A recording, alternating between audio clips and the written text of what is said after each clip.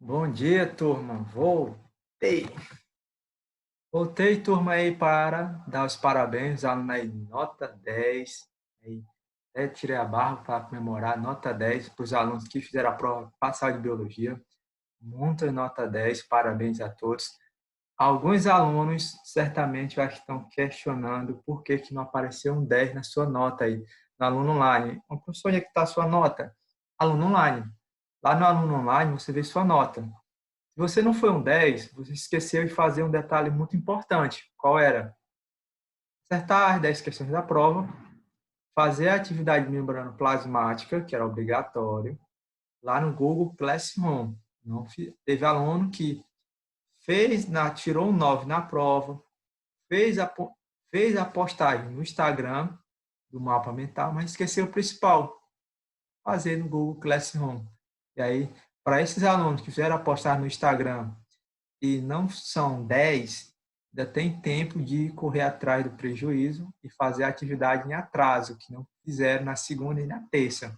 Vamos colocar em dia essa atividade, porque você tem um mapa feito aí, né? Mas, o que é que nós vamos falar hoje? Nós vamos fazer correção da prova de vocês, viu? Correção da prova de vocês, da prova que foi aplicada, prova parcial, nós temos a correção dela, então vamos a essa correção, né? Então, precisamos corrigir ela. E está aqui a nossa prova, né?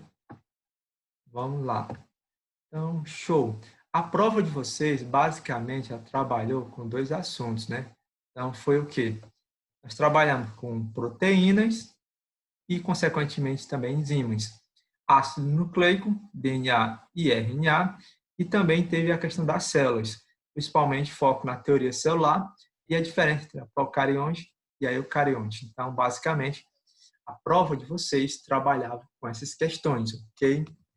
Então, o que é que nós temos de prova? Vamos lá, né? A prova estava fácil, você não vai dizer que a prova estava difícil, porque não estava. A biologia estava bem fácil, o DNA não estava tão complexo, é biologia molecular, então vamos à correção da prova, né, turma? Vamos lá, vamos corrigir a nossa prova. Primeira questão aí do Enem, questão do Enem, falando recentemente, um estudo feito em campos de trigo mostrou que está sendo afetado basicamente por devido ao dióxido de carbono, que prejudicaria a absorção do quê? Nitrato para as plantas, ou seja, o estudo estava comprovando que está afetando a absorção de nitrato para as plantas, consequentemente a qualidade nutricional desses alimentos, à medida que o nível de dióxido de carbono aumentasse, né? O que a questão queria saber? Neste contexto, a qualidade nutricional do grão de trigo seria modificada primariamente pela redução de perdendo nitrato. O que é que eu perdi? Se afetar de imediato? Proteína. Quem estudou proteína, quem estudou aí nas proteínas, sabe que proteína é formada por aminoácido, carbono, hidrogênio, um radical e uma carboxila. E o nitrato, lembrando de química, tá o nitrato. Para quem não estava lembrando da química, o nitrato é essa moléculazinha aqui, ó, NO3. Isso aqui chama-se nitrato na química. Nota este grupo nitrogênio, amido, carboidrato. Carboidrato é formado por carbono, hidrogênio, oxigênio. A única carboidrato que tem nitrogênio é a quitina. Então, não é isso aqui. Frutose, carboidrato. Também não é. Lipídio. Lipídio é carbono, hidrogênio e oxigênio, ok? Celulose, carboidrato. Também não é. Se você olhar aqui, ó, o aminoácido, que é a unidade formadora das proteínas, que é a alternativa correta, você vê que tem o grupo amina, tem o nitrogênio. Este nitrogênio é a partir do nitrato. O que é que eu faço? Eu vou substituir os oxigênio aqui por hidrogênio. Este oxigênio aqui é o que eu vou ligar com o carbono. Mas, professor, por que é que tem uma ligação? É que tem duas ligações. Porque o nitrogênio é polivalente.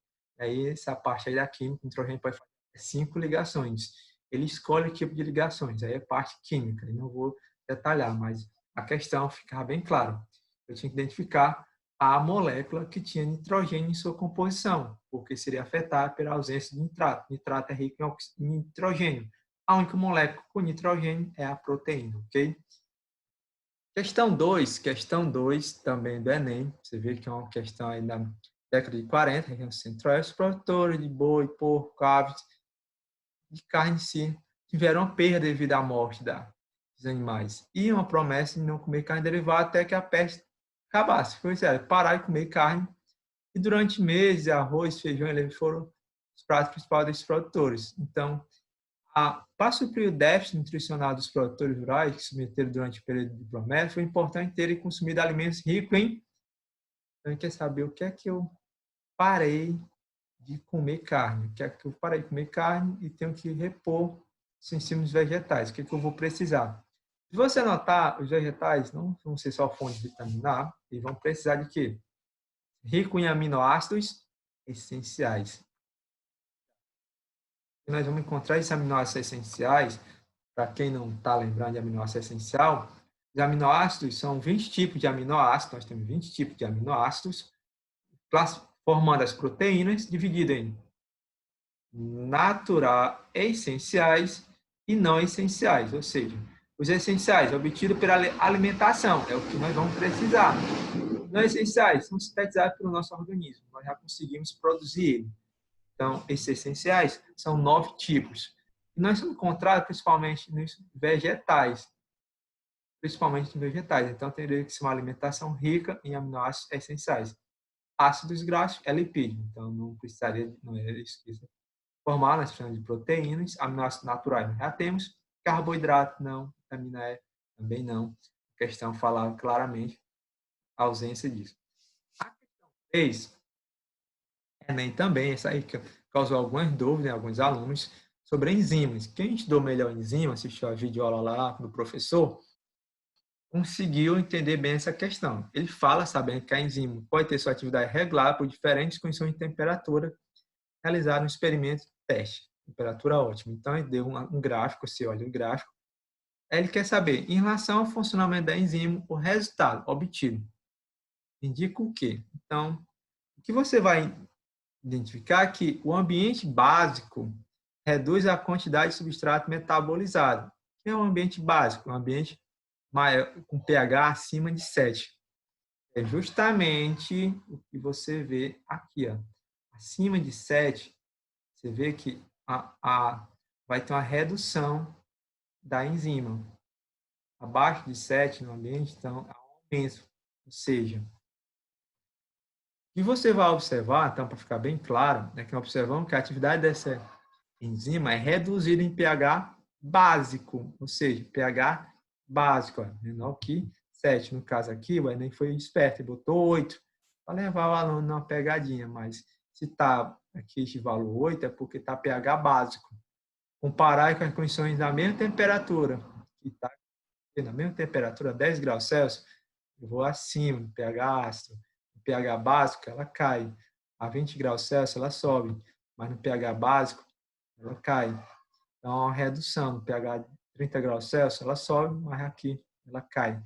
Então, com a menor velocidade de reação, menor substrato é metabolizado. Então, a enzima, pH, temperatura, promove a chamada desnaturação, afeta a velocidade da reação, substrato e toda a energia de ativação. Então, basicamente, o ambiente reduz a quantidade de substrato metabolizado. Ou seja, em pH básico, ele muda comparado com pH ácido. Isso é um pouco de química. Quem deu uma olhada em enzima sabe que temperatura e pH modificam. Então, basicamente, recapitulando, o que modifica a temperatura da enzima? Temperatura, ela vai ter a temperatura ótima, onde ela consegue ter o máximo de velocidade química. Neste caso, ela tem o máximo de velocidade química, mas se eu elevar demais a temperatura, ela vai cair a sua função. pH também é a mesma coisa, ela tem o pH ótimo, onde ela atua em capacidade máxima, quebrando o substrato, mas quando se o pH é alterado, ele cai. Okay? Questão 3. Quem fez a atividade de enzimas?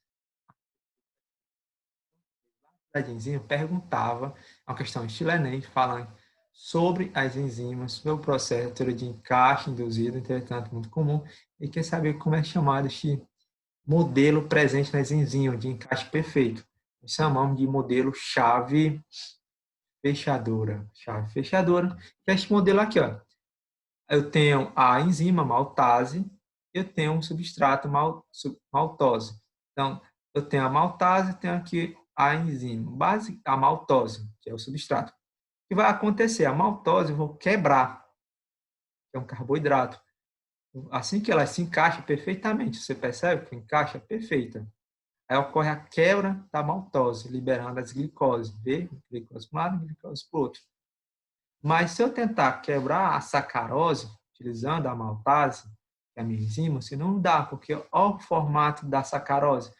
É diferente da maltose. Não vai se encaixar perfeitamente. Ou seja, para cada enzima, eu tenho um substrato específico, por isso que é chamado chave fechadora, encaixe chave fechadora. Ou seja, a chave da sua porta, da sua casa, não abre a minha casa. Consequentemente, não vai abrir a chave. Não vai servir para o seu colega, ok? Então, questão 4, sistema chave fechadora. Não é tão complicado. Questão 5, estilo S. Então, botei uma questão estilo S para vocês. Perguntando, as enzimas, ele quer saber a classificação dessas enzimas. O que são enzimas? O que é essas enzimas que são substâncias que vão participar das reações biológicas, aumentando a velocidade do processo? Então, basicamente, enzimas são proteínas. Então, quando se fala em enzima, você associa a proteínas, viu? Toda enzima associa de imediato a proteína, com exceção da riboenzima, que é um grupo especial. Mas, basicamente, 99% das enzimas é proteína. Então, marque proteína quando se falar de enzima, com exceção daquele 1%, né, que sabe, sempre tem aquele 1% que é a riboenzima, tem uma característica diferente. Professor, além da enzima, que é uma das funções das proteínas, de acelerar a reação química, eu tenho outras funções? Sim, eu tenho outras funções. A insulina é um exemplo de proteína presente no pâncreas, que acelera a quebra de glicose. Eu tenho hemoglobina presente no sangue para a captura de troca gasosa. Eu tenho a caseína no leite. Eu tenho a queratina presente no chifre, unha, casco. Eu tenho outras enzimas aqui que vão estar presentes, ok? E vocês deram uma estudada melhor nas funções das proteínas.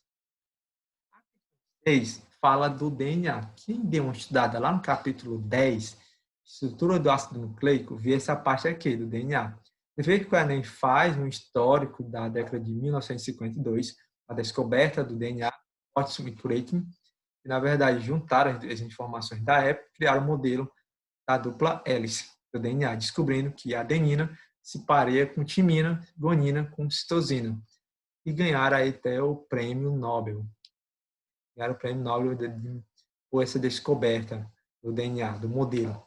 E aí a questão quer saber, basicamente, considerando a molécula de DNA, a esponja de hidrogênio, né, que é a ligação, a esponja de hidrogênio é o que vai se ligar entre adenina com timina, citosina com guanina, as bases nitrogenadas. O experimento, então, ele quer saber, leva à conclusão que, ou seja, o nosso DNA ele vai sofrer uma replicação semi-conservativa. A fita filha consiste da fita parental essencial. Sexta é o item C. Professor, não entendi bem isso aí. Questão a sexta aí. Vamos lá. Se você não viu a videoaula lá do professor Samuel, leu o capítulo 10, não entendeu? A questão 6 quer saber como é o modelo. A replicação do DNA, esse processo aqui, ó. Tem o DNA, dupla fita, ó, 3 para 5, lembra lá que eu expliquei? Sempre o carbono da ligação do fosfato, 5 para o carbono 3 da pentose. Replicação semi-conservativa. O que é isso aí? Isto é, a fita filha, que está em rosa aqui, consiste de uma fita parental recém-sintetizada. O que é a fita parental? É a verde. Ou seja, eu vou abrir o meu dupla hélice DNA, vou abrir o DNA ao meio e vou montar uma fita nova para cada lado do DNA. Vou fazer essa montagem, obedecendo este princípio, 5 para 3. Vou montando. Ou seja, de uma molécula de DNA, vou ter 2 moléculas de DNA. Metade velha, fita velha, metade fita nova. Por isso que é uma replicação semi-conservativa. Vou conservar parte da molécula. Ou seja, respeitando a informação genética. Isso garante A informação genética não vai ser alterada, porque o pareamento de base não muda. Então, timina jamais vai ligar com a guanina. Uma citosina jamais liga com a timina, ok? Então, a sétima questão de vocês era uma tirinha, uma charge. Então, você vê aqui, ó, a senhora está questionando o marido, né? Por que que ele mudou, né? Aquele rapaz baixo, cabelo comprido, né? Tá careca agora, ficou careca, ainda bem que ficou há 25 anos e quer testar o teste de DNA para ter certeza que é o mesmo. Análise bioquímica, né? Opa, análise bioquímica, isso é muito fácil, DNA, saudade de tempo, né? Pode ser encontrado o quê? Eu quero saber a estrutura do DNA. Então, a estrutura do DNA eu tenho o quê? A desoxirribose, a citosina, timina, guanina e adenina. Ou seja, vamos falar em DNA, eu tenho uma dupla hélice, né? Formada por 4 bases nitrogenadas. Eu tenho um fosfato, não tem na questão. Eu tenho uma açúcar. No caso, o açúcar aqui do DNA é desoxirribose. Eu tenho as 4 bases no DNA. No caso, eu tenho a timina, não é a pura, é do RNA. Quem estudou direito, capítulo 10, e assistiu a videoaula, entendeu. Lembrando, a desoxirribose, essa moléculazinha aqui, é açúcar, a desoxirribose. Professor, mas qual é a diferença da desoxirribose para a ribose? A diferença, basicamente, é que na ribose, o que é que eu tenho aqui na ribose? Eu tenho um oxigênio a mais. No caso, eu tenho a presença da hidroxila. A presença da hidroxila é o que vai diferenciar entre a desoxirribose e a ribose. Ok? Um oxigênio a mais muda toda a estrutura da molécula, ou a menos. Então, essa é a diferença, mas no DNA tem a desoxirribose e as 4 bases nitrogenadas, sendo a timina. Okay? É uma questão fácil da Unicristo, muito fácil, essa questão sétima. Okay? A oitava, ele vai falar de célula, que é a diferença da célula. Então, basicamente, é a carioteca. O que diferencia a célula eucariótica da procariótica, se você notar, é essa estruturazinha aqui, ó, a carioteca, presente no que forma o núcleo. Ou seja, basicamente, essa é a diferença. Se você notar a eucariota e a procariota, eu tenho, ó, a parede celular não é uma característica exclusiva da célula procariota, não, viu? Porque célula vegetal tem, que é uma célula eucarionte. Eu tenho os fungos também tem, que são eucariota. Organelas celulares, olha, esses organelas presentes aqui na célula. Lá na procariótica eu também tenho, viu? Eu tenho ribossomos, olha, tá vendo? Estão presentes nas duas. São essas organelas celulares. Citoplasma, temos nos dois. O citoplasma aqui e o citoplasma aqui. Membrana plasmática, toda célula possui membrana plasmática. Aí não é uma característica. Agora, a carioteca, você percebe, o núcleo, tá vendo o núcleo? Só tem aqui na eucariota. Na procariota não tenho, eu tenho nucleóide. Nucleóide, não vá confundir, nucleóide não é núcleo. Nucleóide é o conjunto de DNA cromossômico da bactéria. Nucleóide é o conjunto cromossômico de DNA. Nucleóide é DNA, é o DNA da bactéria das células procariontes. Nada a ver, não é núcleo não. Outra estrutura, totalmente diferente. Então, carioteca é o que diferencia, ou seja, a ausência ou a presença dela, nós classificamos a célula em dois grupos, ok?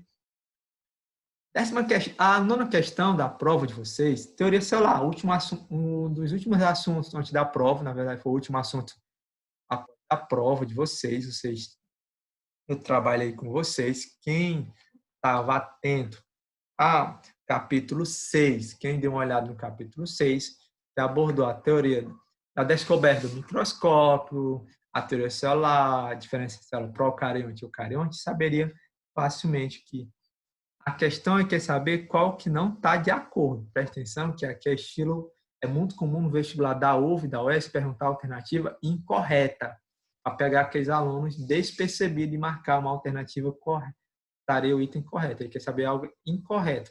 Seres vivos, animais, protozoários são compostos por células e procelulares? Correto. Cada célula se forma por divisão de outra célula? Certo. Agora, o funcionamento de um organismo como um todo não depende do resultado do funcionamento da unidade celular? Errado. Todo organismo depende da célula. inclusive até o vírus, ele vai depender de uma célula, porque ele é um parasita classificativo.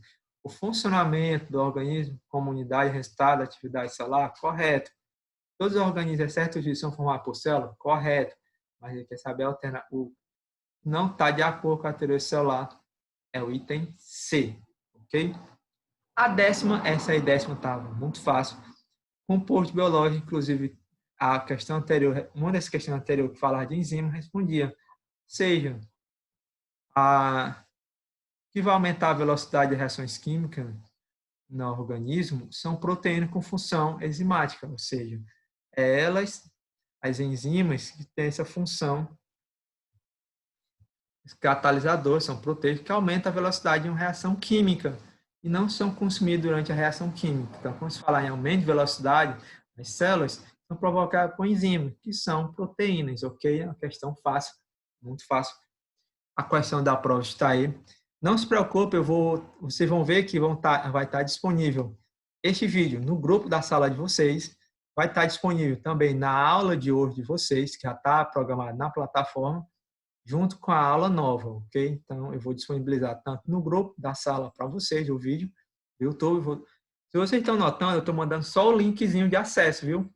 Para não encher a memória de celular dos alunos, porque tinha aluno reclamando, professor tal, manda uns vídeos grandes, enche a memória do meu celular. Eu tenho um celular com 64 GB. No meu celular só tenho 32 GB, tem só 16, 8 GB, já tenho muita coisa salva. Eu não quero perder minhas fotos, meus vídeos pessoais para ver um vídeo do professor. Por isso que eu estou mandando só o link do YouTube, que você não vai gastar a memória do seu celular. Então dá para você assistir online. Também vou postar na plataforma, que aí você, quando assistir a aula de hoje, já vê a correção da sua prova. Qualquer divergência de nota, fale comigo no PV. Hoje nós temos um novo conteúdo. Então, nós temos um novo conteúdo. Mas o que é que nós vamos estar continuando? Vamos estar continuando o capítulo 6. Já vimos o que? Tipos de célula. Nós temos dois tipos de células básicas, procarionte e eucarionte. Nós sabemos que a diferença é a presença do núcleo, que é formado pela carioteca, a membrana. O que é que eles têm em comum? A presença de ribossomos. Tá? Ribossomos tem na célula eucarionte, ribossomo também tem na célula procarionte. O que é que também tem em comum? A membrana plasmática. A membrana plasmática, que é a membrana celular, está nas duas, ó. Tanto na célula eucarionte como na célula procarionte. O que é que também tem em comum? A presença de material genético. DNA e RNA está comum nas duas. No caso, o DNA está presente dentro do núcleo, nosso DNA cromossômico, e o DNA cromossômico da célula procarionte está formando nucleóide, ok? Parede celular é algo que pode ser comum nas duas células, só que no eucarionte, parede celular só é presente nos fungos e vegetais. Protozoários, animais não tem, ok? E as organelas mais complexas, essas organelas todas aqui, que não vi ainda estudar cada uma delas, são presentes apenas células eucariontes, ok? A presença da carioteca é a diferença, a presença do núcleo organizado é isso. Então, sem carioteca, o material genético misturado ao citoplasma, por isso formando o estado de nucleóide, que é o material genético espécie no citoplasma, ok? Além do mais, revisando é o capítulo 6, que quem perdeu, né? Vamos revisar aí o capítulo 6 para ficar show fazendo. Foi visto o que? A história da histologia, né? Então foi descoberto. Então, a primeira coisa foi esse rapaz aqui, o Robert Hooke, foi o primeiro a observar a célula de microscópio com tecido vegetal. Foi ele que deu o nome de célula. Quando ele viu lá a célula pela primeira vez, ele viu apenas a parede celular, que fica formada por celulose. Por isso que deu um nome de célula, como lembra cadeia, um ambiente fechado. Parece aqueles favos de mel vazio, porque ele viu uma célula morta. Aí veio Leeuwenhoek, outro, um físico, não é um biólogo, no caso é um físico, o cara melhorou o microscópio, aperfeiçoando a visão de micro-organismos. Ele conseguiu ver realmente micro-organismos, protozoários na água. E aí veio os dois caras que criaram a teoria celular, Sheldon e Schwann. Esses caras descobriram a célula. O primeiro disse que todos os vegetais são feitos por células, e o segundo complementou que todos os animais são por células. E, por fim, a teoria formou que todas as células vêm de outras pré-existentes, né? Wigson é um rosto aqui. formando a teoria celular. Então, a teoria celular diz que todo ser vivo é formado por célula e a célula é a unidade básica da vida. E para ela existir, é preciso de uma célula pré-existente. Isso aí lembra a biogênese. Segundo a biogênese, a vida surgiu a partir de um ser pré-existente, ok? Então, a primeira célula formou as demais células. Essa primeira célula foi formada a partir da teoria da evolução química, onde o conjunto de moléculas se juntaram e formaram a primeira célula. E a partir daí seguiu a teoria da biogênese e o princípio da evolução. As células foram se modificando. Tipo de células, nós temos tipo de células. Tipo de células, nós vamos ter o quê? Nós vamos ter, basicamente, dois tipos, né? A célula eucarionte e a procarionte. Já foi visto anteriormente. A diferença básica é que é o núcleo. O núcleo é formado pela carioteca. A ausência da carioteca é o que diferencia. Onde eu encontro as células eucarióticas? Nos protistas, protozoários e algas, nos fungos, plantas e animais. E nas procarióticas, a célula procariótica, sem núcleo, sem compartimentos, que são as organelas, só apenas na monera. O que é o monera? E monera é bactéria. E não esqueçam, teoria celular, o que é a teoria celular moderna? A célula é a unidade fundamental de todos os seres vivos. Pois todos os seres vivos são constituídos por uma célula. Com exceção, vírus. Vírus é acelular. Vírus não é formado por célula, porque vírus só é formado por proteína e material genético. Não. E para eu ter uma célula, eu preciso ter uma membrana plasmática. Obrigatoriamente, toda célula é formada por membrana plasmática. Membrana plasmática é formada por lipídio e proteína. Lipídio e proteína. E vírus não tem lipídio, só tem proteína e material genético. Então, não forma a membrana plasmática, consequentemente, não forma uma célula. Então, vírus é um ser acelular. Então, não obedece à teoria celular. Okay? Também tinha um capítulo 6 falando de vírus. Vírus é um ser acelular, um parasita intracelular obrigatório. Ok? Show? Professor, opa, passei aqui mais. Professor, temos aqui, ó, pronto, temos aqui membrana plasmática, que foi o assunto da última aula, o dia da prova. No dia da prova, você viu isso daqui, ó, cobrei um mapa mental para você sobre membrana plasmática, que é obrigatório você fazer, postar no Google Classroom, enviar a atividade, marcar como concluída. Quem postasse no Instagram ganhava pontuação extra, fechar nota 10. Teve aluno que fez o mapa mental, mas não postou no Google Classroom, perdeu a nota 10. E tem aluno que esqueceu de fazer essa atividade no Google Classroom, na nota qualitativa, então vai perder ponto na nota qualitativa porque não está fazendo a atividade tudo ok. Então, se você não quiser ter prejuízo tanto na nota parcial como na nota qualitativa, recomendo fazer a atividade em dia. Membrana plasmática, o que é ela? É um revestimento membranoso fino da célula, que separa ela do meio intracelular do extracelular. A função, a composição dela, como eu falei, é proteína e fosfolipídio. Então, o que é fosfolipídio? É um tipo de lipídio especial, é formado por fosfato, aderido a ele, por isso o termo, fosfolipídio. Então, é formar proteína e fosfolipídio, formando a bicamada. Fosfolipídio, eu tenho uma bicamada. Então, como tem aqui nessa imagem, eu tenho fosfolipídio em cima, fosfolipídio embaixo, formando essa bicamada de fosfolipídio. E eu tenho as proteínas juntas, poderão estar integradas, formando canais, essas proteínas aqui, sobre a membrana, tem proteínas globulares, tem glicoproteínas, sobre a membrana plasmática, ok? Eu classifico em proteínas integrais e as periféricas. Então, eles ficam na camada superior, as integrais aqui ficam entre a bicamada de fosfolipídio. Basicamente, essa membrana tem uma função chamada de mosaico fluido, ou seja, o movimento é constante de proteínas entre proteína e fosfolipídio. Não é algo duro, não é algo firme, é maleável, eu posso moldar ela. Isso garante o que nós vamos estudar hoje, transporte de substância por membrana. Então, a aula de hoje é transporte de substância, não esqueçam, vamos estudar transporte.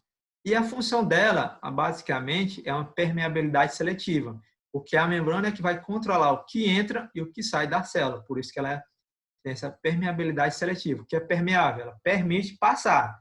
Mas passar qualquer coisa? Não. Algo permeável permite passar algumas coisas, outras não. Então, há uma permeabilidade seletiva, ok? Além disso, ela tem algumas especializações, que é decodificação de sinais químicos e físico, função, que é principalmente o glicocálise, que tem essas estruturas formar por carboidrato, as proteínas aqui, as glicoproteínas, é que tem essa função aqui de decodificação. Como está aqui o glicocálise também, né? Então, basicamente, elas também vão ser responsáveis por reconhecimento de células, endocitose e fagocitose, melhor, comer melhor a célula. Microvilosidade, que vai provocar a absorção de nutrientes, ok? Então, basicamente, um outro membrana plasmática, recapitulando isso aqui, a função é o quê? Falando em membrana plasmática, função, revestimento celular, interação celular, permeabilidade seletiva. Essa é a função básica da membrana plasmática. Característica, elas têm uma fina espessura, composição lipoproteica, porque lipo, proteína, lipídio e proteína. Qual é o tipo de lipídio? Fosfolipídio, não esqueça. Presença de carboidrato, que é glicoproteína, como glicocálise. Então, basicamente, você vê, ó, lipoproteico, porque eu tenho fosfolipídios e proteínas. Fosfolipídio, eu tenho a cabeça hidrofílica e uma cauda, não sei, tá vendo? Eu tenho essa cabecinha e tenho a cauda. Então, é isso que está falando lá nessa função, que você viu lá no professor. Molécula anfipática, então, ou seja, ela tem duas características. Uma, ela é amiga da água, a outra não é amiga da água. Então, ela a molécula da água e ela expulsa a molécula da água, dependendo do que seria. Então, fosfato é amigo da água, a parte do lipídio exclusivo, o glicerídeo, ele não é amigo da água. Proteínas, então, proteínas, eu tenho as proteínas integrais, periféricas, como eu falei aqui anteriormente. Então, basicamente, proteínas integrais está aqui e as periféricas estão aqui na parte de cima, ok? Então, eu tenho especializações, são chamadas de microvilosidade membrana, que serve para aumentar a superfície de contato. Quando fala em microvilosidade, aumenta a superfície de contato, está ligada à digestão, como os alimentos vão entrar melhor dentro disso. Junção aderente, formação de barreiras, impedindo a entrada de substâncias, demonções, unindo as células, mesmo plasmático cola na outra. Função gap, comunicação, que está entre proteínas, ok? Parede celular, a parede celular é algo que vai ter, algumas células vão ter parede celular, ok? Mas nem todas vão ter elas, ok? Então, ela serve basicamente, quem vai ter parede celular? Bactérias, algas, fungos e plantas. Por isso que eu falei que parede celular não é um critério que diferencia célula procarionte de eucarionte, viu? Eucarionte, bactéria. A procarionte, bactéria. Os demais aqui são eucariontes. Então, a parede celular está presente em todo. Proteção, manutenção da forma, que não vê melhor. Hoje, durante a transporte de membrana, é importante a parede celular na célula vegetal. Isso vai garantir a manutenção da forma e essa prevenção de captação de água. Além disso, a membrana plasmática tem chamada de glicocálise, né, que é associada ao quê? Reconhecimento celular e é formada por carboidrato. Eu também tenho um colesterol que mantém a estabilidade térmica e mantendo o fluido, ok? Então, basicamente, é complexo. E aí, o que é que aquele velho ditado, né, pessoal? Vocês precisam ficar atentos que o que nós estamos estudando sobre tudo isso aqui, as videoaulas, tanto com o professor Samuel como com o outro, é basicamente o quê? Então, basicamente, eu tenho isso. Vocês estão estudando capítulo 7. Então, é crucial você dar uma estudada no capítulo 7. Estrutura de membrana plasmática. Faça a leitura do seu livro de biologia. Faça a leitura do livro de biologia, capítulo 7. O que nós vamos estudar hoje? Professor, o que é que nós vamos estudar hoje? Dá isso aqui, ó. Capítulo 2. Tipo de transporte. Vamos estudar isso aqui, ó. Tipo de transporte, lá na página 79. Ok?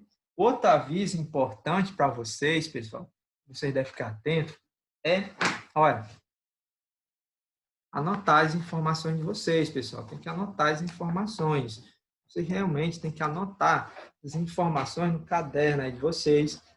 O que vai ser apresentado na videoaula, anote. Anote o que o professor vai falando. Eu peguei outro, mudei aí o professor, também no mesmo estilo que eu, faz um mapa mental, vai anotando, vai pedindo para anotar as informações. Anote as informações que passaram na videoaula de vocês, anote. É crucial. Leia o livro didático de vocês, leiam realmente o livro didático de vocês, leia o livro didático, não esqueça. Façam leitura, após terminar a videoaula, façam leitura do livro didático, capítulo 7, membrana plasmática. Leia essa parte aí, fala do capítulo 7, membrana plasmática, ok? Você vai ler bonitinho, tudo isso para transporte, você vai até adesão de células, não se preocupe, leia o tópico todinho, ele é interessante. Você vai até a página 87, chega lá na página 87, você para, porque aí já vai falar do citoplasma, já não precisa. Então, você lê o seu livro didático, é essencial ler o livro didático, muito essencial para isso, ok? Então, dado o aviso, correção da prova aí, ok. Correção da prova, ok. Revisão de célula procarionte e eucarionte aí, ficou bem. Revisão de membrana plasmática, tá ok. Este material, os 2 mapas mentais, eu vou postar no grupo da sala de vocês, ok? Para quem quiser anotar no caderno de vocês, será essencial e o link do vídeo. Então, hoje nós temos aula, boa aula. Daqui a pouco, depois de assistir esse vídeo, assista a aula sobre transporte de membrana. Vamos falar de transporte ativo e passivo. Cai muito em vestibular, muito comum no Enem, ok?